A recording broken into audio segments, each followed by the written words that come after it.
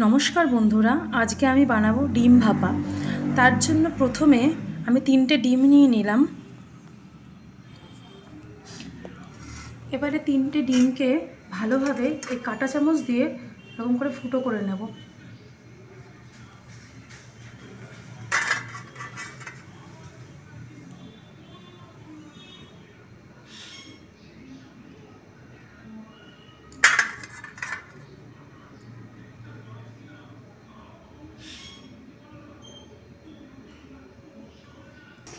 এরপরে কিছুটা এর মধ্যে নুন,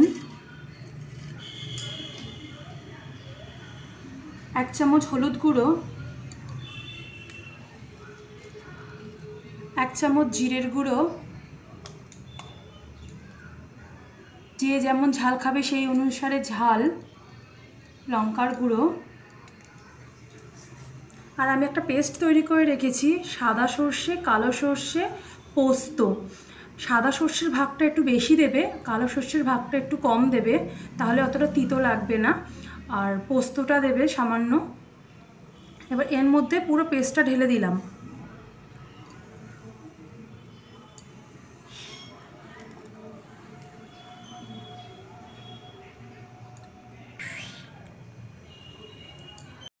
এবার কিছুটা চিনি দিয়ে ভালোভাবে মশলাটাকে মাখিয়ে নেব। এর মধ্যে 3-4টে কাঁচা লঙ্কা চিড়ে দেবেন। আমার কাছে কাঁচা লঙ্কা নেই বলে আমি দিতে পারলাম না, কাঁচা লঙ্কা দিলে আরও ভালো লাগবে। আর কাঁচা তেল লাগবে, সর্ষের তেল ছড়িয়ে দিলাম।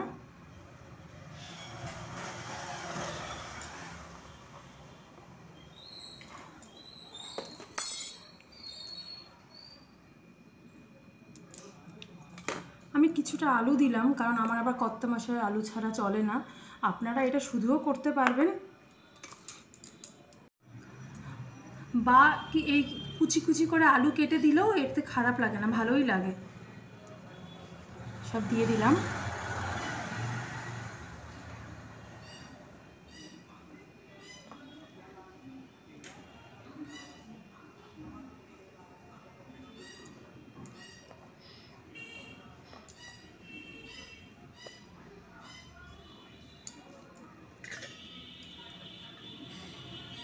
এবার এটা ঢেকে দিলাম। এবার আমি গরম জলের উপর বসাবো, চলো দেখি।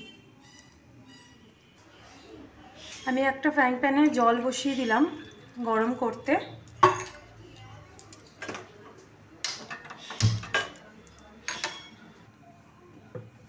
জলটা গরম হয়ে গেছে, এবার আমি টিফিন কারিটা বসিয়ে দেব। পুরো আমি এই যে টিফিন কারির ঢাকনাটা তার নিচে অবধি জল নেবো, ঢাকনার সাথে যেন লেগে না থাকে, তাহলে জলটা ভেতরে পুরো ঢুকে যাবে।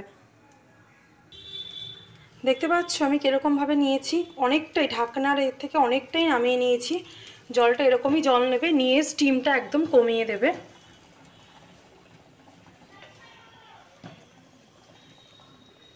এই দেখো আমার ডিম ভাপাটা হয়ে গেছে, আমি নামিয়ে নিয়েছি।